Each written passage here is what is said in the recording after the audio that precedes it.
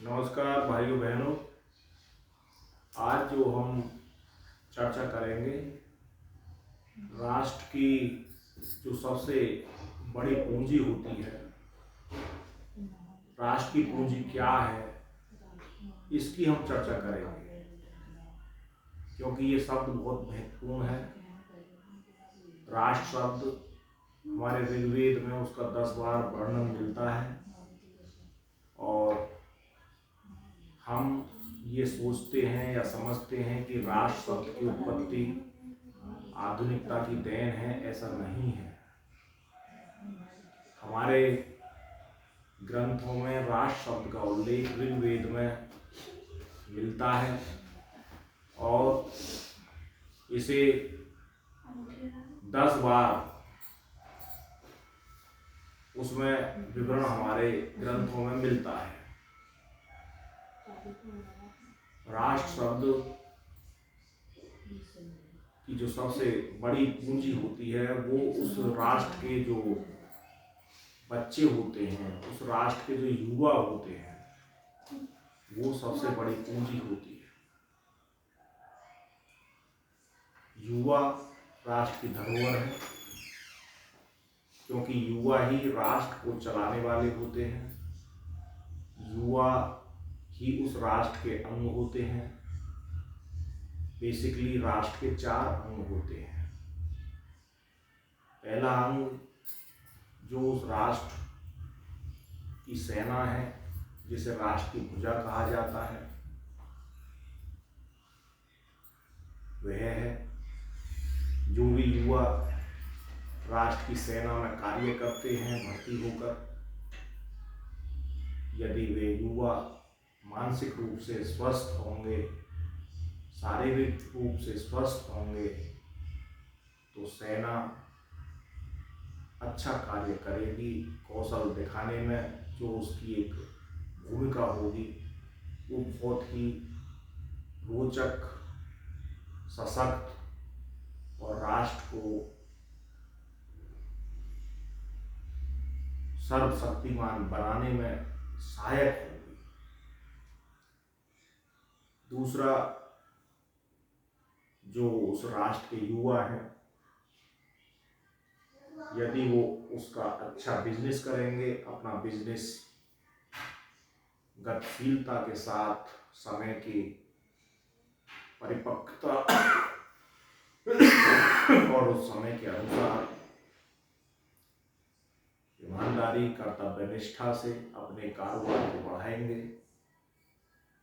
तो निसंदेह उस राष्ट्र का जो कारोबार है, वो व्यापार है, पूरी दुनिया में अच्छा और प्रभावी होगा। तो उस राष्ट्र का जो पेट है वो कब्ज रहित होगा, कब्ज सहित नहीं होगा, क्योंकि जो व्यापार है, वैश्य है, वो उस राष्ट्र का पेट होता है। और यदि पेट स्वस्थ होगा, अच्छा होगा, तो उस राष्ट्र के जो अंग हैं वो अच्छी तरह से विकसित होंगे और उस राष्ट्र की तरक्की में अपना सहयोग करेंगे। अब आती है बारी जो उस राष्ट्र की टांग की तरह कार्य करते हैं, क्योंकि राष्ट्र की जो टांग है वो उस राष्ट्र की कर्मचारी ही होते हैं। यदि कर्मचारी निष्ठावान और ईमानदार, कर्तव्यनिष्ठ होंगे, तो उस राष्ट्र की टांगें मजबूत होंगी और वो राष्ट्र बड़े आराम से खड़ा रह सकता है। चौथा स्तंभ है उस राष्ट्र का मस्तिष्क। तो जो राष्ट्र की मस्तिष्क का कार्य करते हैं, वो राष्ट्र की जो ग्रीव होती है, चाहे वो सेना में DRDO का कार्य करती हो, चाहे वो साइंटिस्ट तुम्हारे देश की तरक्की में योजना बनाने वाले अधिकारी हों, या योजना आयोग में कार्य करने वाले लोग हों, वे चाहे उस राष्ट्र के अध्यापक गण, प्रोफेसर, लेक्चरर, सब उसी में आते हैं। तो उस राष्ट्र का जो एक मानसिक मस्तिष्क है वो उज्जवल और अच्छा होगा और उस राष्ट्र की तरक्की में अपना सहयोग देगा। लेकिन ये सभी युवा शक्ति पर ही निर्भर है, क्योंकि युवा ही इन सभी का संचालन करने वाले होते हैं। इस प्रकार राष्ट्र की जो धरोहर है वो युवा शक्ति ही होती है और राष्ट्र उन पर निर्भर होता है। यदि राष्ट्र की युवा शक्ति अच्छी हो, परिपक्व हो, शारीरिक रूप से स्वस्थ हो, तो वह राष्ट्र शारीरिक रूप से स्वस्थ होगा, परिपक्व होगा और विश्व गुरु की ओर गति करने में उसकी दिशा होगी। लेकिन यदि राष्ट्र की युवा शक्ति कमजोर है, अनेक व्यभिचार और व्यसन में आ गए हैं, तो फिर उस राष्ट्र की युवा शक्ति की जो दिशा है वो अगर दिशाहीन हो गई है तो उस राष्ट्र की दिशा भी दिशाहीन ही होगी, क्योंकि राष्ट्र युवा शक्ति पर निर्भर है। उस राष्ट्र के जो एमएलए, एमपी, जो समाज सेवी हैं वो भी करप्ट होंगे, भ्रष्ट होंगे। उस राष्ट्र की जो कर्मचारी हैं, चाहे वो किसी भी विभाग के हों, वो भी दिशाहीन होंगे, भ्रष्ट होंगे, करप्ट होंगे, ईमानदार नहीं होंगे और वह राष्ट्र फिर विश्व गुरु की ओर की गति में ना होकर वो दूसरी गति में ही दिशाहीन हो जाएगा और राष्ट्र पिछड़ जाएगा, दुनिया में उसका स्थान पीछे हो जाएगा। ये युवा शक्ति पर ही निर्भर है। तो इसलिए जिस राष्ट्र की युवा शक्ति अच्छे विचारों से परिपूर्ण होगी, अच्छे विचारों से सुसज्जित होकर उसने अध्ययन किया है,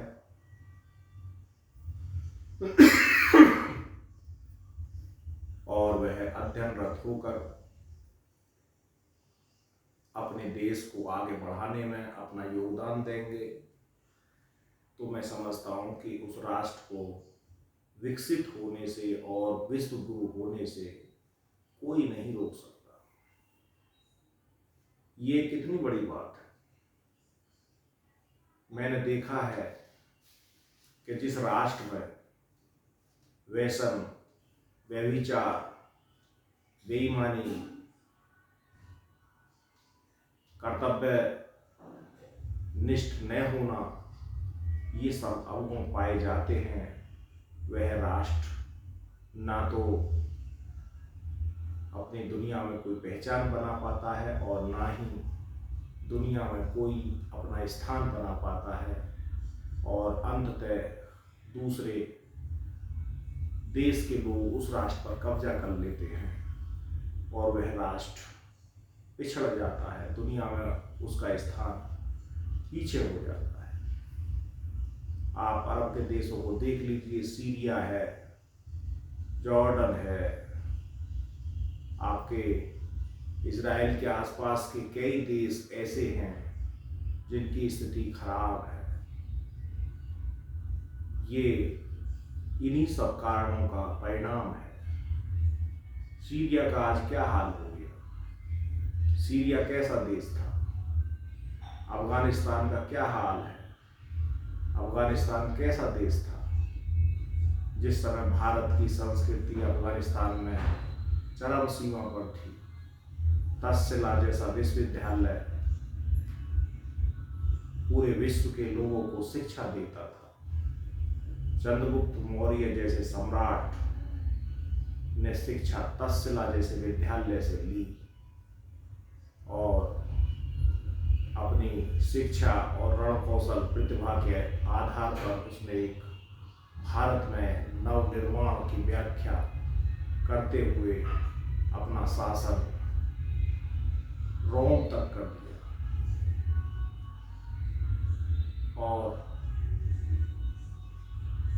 चंद्रगुप्त मौर्य जैन समाज से प्रभावित था। जैन साधु भद्रभाव से उसने दीक्षा ली और कार्य किया। हमारे यहाँ कैसी विशेषता मिलती है कि चंद्रगुप्त मौर्य जैन समाज, उसका लड़का बिंदुसार आजीवक संप्रदाय और उसका पोता अशोक बौद्ध धर्म, अलग अलग पीढ़ियों ने अलग अलग धर्म को पसंद किया और अपनाया। ये भारत की विविधता में एकता को दर्शाता है। भारत कई धर्मों का देश है, लेकिन भारत में सभी धर्म जो भी भारत में प्रचलित है वे सभी की आराधना करते हुए हिंदू सनातनी परंपरा को आगे बढ़ाते हुए विश्व में अपना परचम लहराते हैं। बौद्ध धर्म भारत से निकलकर दुनिया के कितने ही देशों में पहुंच गया, क्योंकि भारत ऐसा देश है जिसने दुनिया को जीना सिखाया है। ऐसे महापुरुष केवल भारत में ही पैदा होते हैं जो विश्व को जीने की राह दिखाते हैं, दिशा देते हैं। अपितु दूसरे देशों में ऐसा नहीं है। वहां से लोग तरसते हैं, कहते हैं हमारा जन्म भारत में होना चाहिए। लेकिन जब भारत के लोगों को हम देखते हैं कि वो व्यसन में, व्यभिचार में, चरित्रहीनता में अपना रिकॉर्ड तोड़ रहे हैं, तो फिर दुख होता है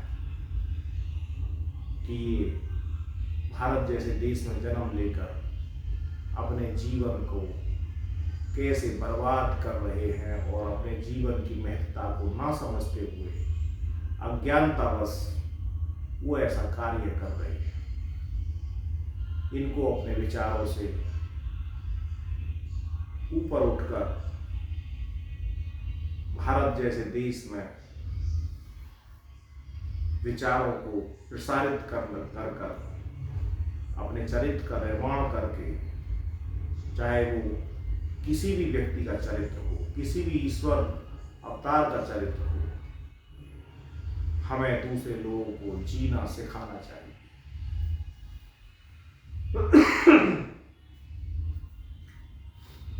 तो ये इसलिए जरूरी है क्योंकि हम ही राष्ट्र के निर्माता हैं। राष्ट्र हमसे ही निर्मित है और जब हम सही हो जाएंगे तो फिर हमें राष्ट्र को दूसरे लोगों को प्रेरित करने में कोई गुरेज नहीं होगा। युवा शक्ति राष्ट्र शक्ति होती है। युवा शक्ति राष्ट्र का भविष्य होती है। युवा शक्ति राष्ट्र की धरोहर होती है। युवा शक्ति उस राष्ट्र की पहचान होती है। इसलिए युवा शक्ति को बचाना बहुत जरूरी है। युवा शक्ति अगर बच जाए और हमारे देश में युवा शक्ति अपने आप को कौशल सहित विकसित कर ले, विद्या से परिपूर्ण होकर राष्ट्र की सेवा करने के लिए यदि वह तत्पर हो जाए तो राष्ट्र बहुत तेजी से गति पकड़कर विश्व गुरु बन सकता है। ये इसलिए जरूरी है। राष्ट्र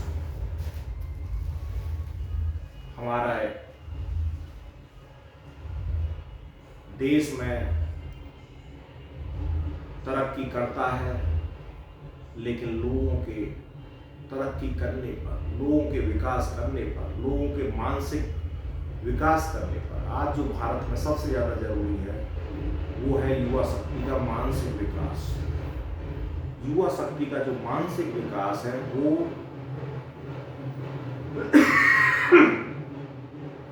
इस समय नहीं है, वो जो होना चाहिए वो नहीं है।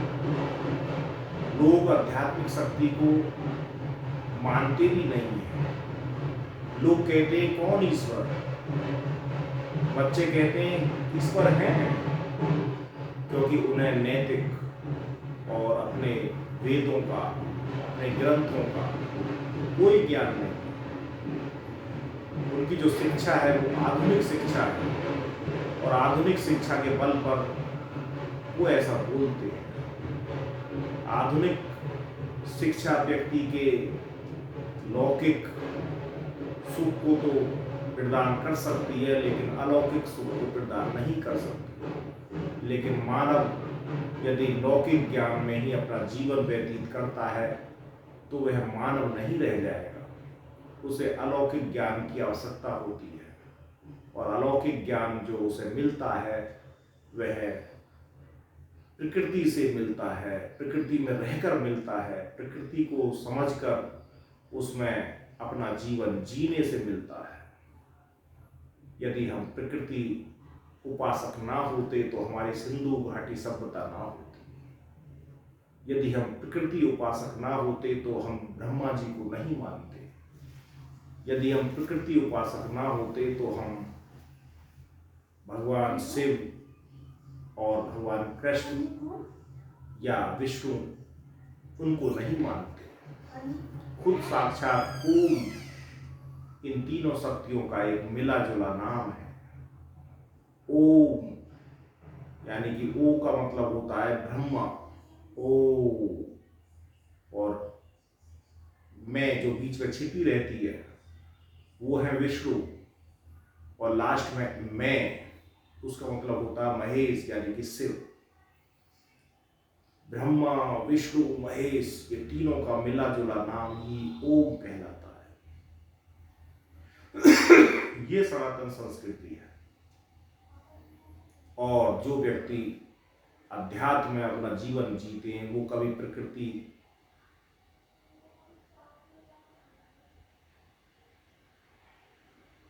के विपरीत अपना जीवन नहीं जिएंगे, प्रकृति के अनुसार ही अपना जीवन जिएंगे, प्रकृति उपासक होकर ही अपना जीवन जिएंगे। और जो व्यक्ति प्रकृति उपासक होंगे, प्रकृति से दूर नहीं जाएंगे, वो व्यक्ति लंबी आयु व्यतीत करेंगे और अपना जीवन सुख में व्यतीत करेंगे, अपना जीवन दुख में व्यतीत नहीं करेंगे। ये अगर संभव है तो प्रकृति उपासक बनकर ही संभव है। यदि हम लौकिक सुख को ही भोगेंगे तो फिर हम जीवन तो जी लेंगे, लेकिन हम जीवन संतुष्टि के आधार पर नहीं जी सकते। अलौकिक जीवन जीने से, अध्यात्म जीवन जीने से हमें जो संतोष की अनुभूति होती है वही सबसे बड़ा धन होता है, और उसी से सबसे ज्यादा सुख मिलता है। यदि हमें परम सुख की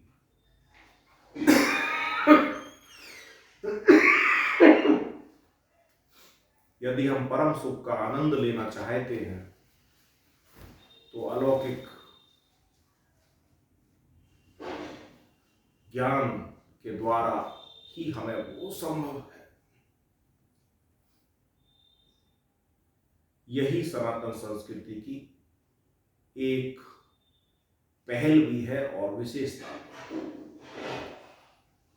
तो मैं पुनः वहीं आता हूं कि राष्ट्र का जो सबसे ज्यादा महत्वपूर्ण अगर कोई अंग है तो वह युवा शक्ति ही है।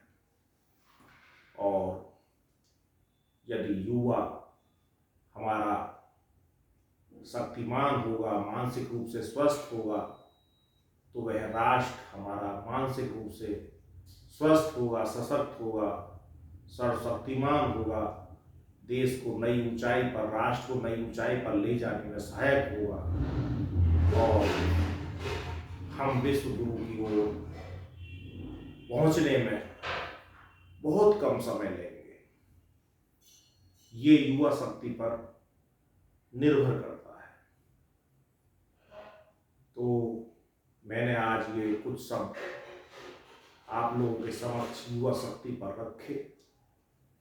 यदि आपको मेरी ये वीडियो अच्छी लगी तो आप लोग इसे आगे भी प्रेषित करना, जिससे कि इन विचारों को एक युवा शक्ति अपने में ढाले, अपने में संजोए और राष्ट्र के लिए कार्य करे। यही मैं युवा शक्ति की ओर से ये कामना करता हूँ। उनके भविष्य, अच्छा भविष्य हो, इसकी मैं ईश्वर से प्रार्थना करता हूँ, जिससे कि मेरा राष्ट्र एक विश्व गुरु बने। भारत माता की जय।